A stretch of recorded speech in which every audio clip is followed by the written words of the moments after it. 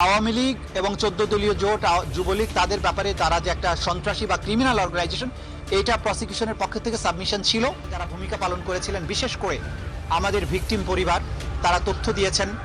আহতরা, সাক্ষীরা তারা আদালতে এসে কষ্ট করে সাক্ষী দিয়েছেন। প্রসিকিউশনের বিজ্ঞ প্রসিকিউটররা যারা আমাকে এই মামলা পরিচালনায় সাহায্য করেছেন, তদন্ত সংস্থা যারা বাংলাদেশের 56,000 বর্গ মাইলের বিভিন্ন জায়গা থেকে এভিডেন্সগুলো কালেক্ট করেছেন, বাংলাদেশের আপামর জনগণ যারা এই বিচারের জন্য প্রসিকিউশন টিমকে সমর্থন জুগিয়েছেন, সাক্ষ্য প্রমাণ আমাদেরকে সংগ্রহ করার ব্যাপারে সাহায্য করেছেন, সকলের প্রতি প্রসিকিউশনের পক্ষ থেকে আমরা গভীর কৃতজ্ঞতা জানাচ্ছি। সবশেষে শহীদ পরিবার, যাদের ক্ষতি কোনো কিছু দিয়ে পূরণ হবে না, তাদের সামনে অন্তত একটা ন্যায় বিচারের দৃষ্টান্ত স্থাপন করতে পেরেছি। এই জন্য তাদের প্রতি কৃতজ্ঞতা জানিয়ে আপনাদের সবাইকে ধন্যবাদ দিয়ে আমার কথা শেষ করছি।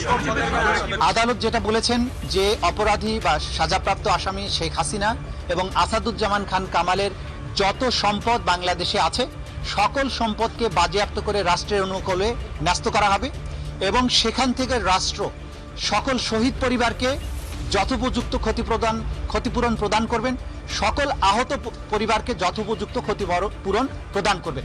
এটা হচ্ছে ক্ষতিপূরণের ব্যাপারে আদেশ। আর একটা অবজারভেশন তারা দিয়েছেন যে আওয়ামী লীগ এবং 14 দলীয় জোট যুবলীগ তাদের ব্যাপারে তারা যে একটা সন্ত্রাসী বা ক্রিমিনাল অর্গানাইজেশন, এইটা প্রসিকিউশনের পক্ষ থেকে সাবমিশন ছিল। আদালত বলেছেন এইটি যেহেতু আজকের এই মামলার বিচার্য বিষয় নয়, সেই ব্যাপারে তারা কোনো অবজারভেশন দেয়া থেকে বিরত থাকছেন। অর্থাৎ তাদের ব্যাপারে প্রসিকিউশনের যে আলাদা তদন্ত চলমান আছে দল হিসেবে একটা সংগঠনের ব্যাপারে, যে তারা সত্যিকার অর্থে অপরাধী সংগঠন কিনা, সেটি একটি আলাদা মামলায় বিচার্য বিষয় হতে পারে। এই মামলাতে যেহেতু কোনো দল পক্ষ নয় বা আসামি হিসেবে সম্পৃক্ত করা হয়নি, সেই ব্যাপারে আদালত দলীয়ভাবে কারো বিরুদ্ধে কোনো অবজারভেশন দেয়া থেকে বিরত থেকেছে। যে আমরা ইতিমধ্যেই বলেছি যে দুজন আসামি পলাতক রয়েছেন, তাদেরকে ফিরিয়ে আনার ব্যাপারে রাষ্ট্র দুই ধরনের পদক্ষেপ নিতে পারেন।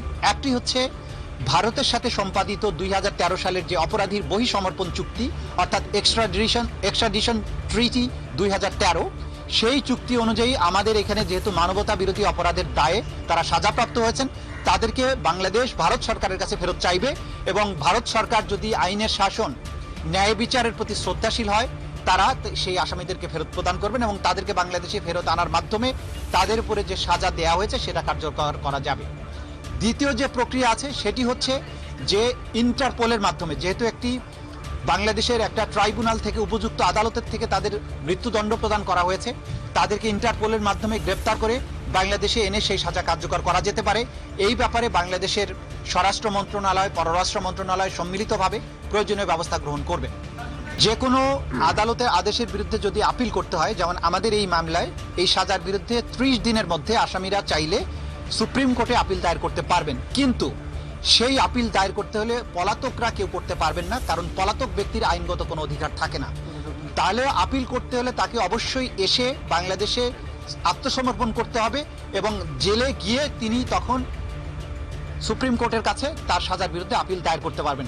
যদি আত্মসমর্পণ না করেন তাহলে তার রাইট অফ অ্যাপিল থাকবে না।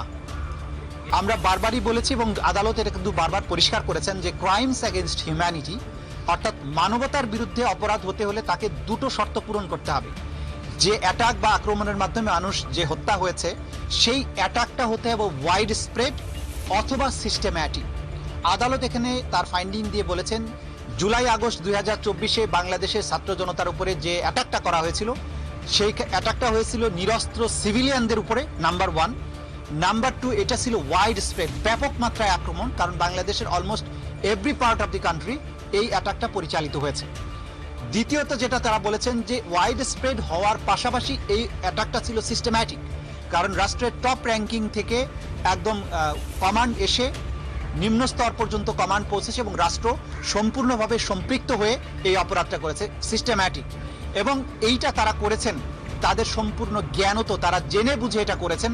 বাংলাদেশে কোথায় কত লোক মারা গেছে, কি আক্রমণ হচ্ছে, কি অস্ত্র ব্যবহার হচ্ছে, সব সম্পর্কে এই অপরাধীরা যারা সাজাপ্রাপ্ত হয়েছেন তারা প্রত্যেকে জ্ঞাত থেকে, তাদের নলেজের মধ্যে থেকেও তারা এই অপরাধ সংগঠন করেছেন।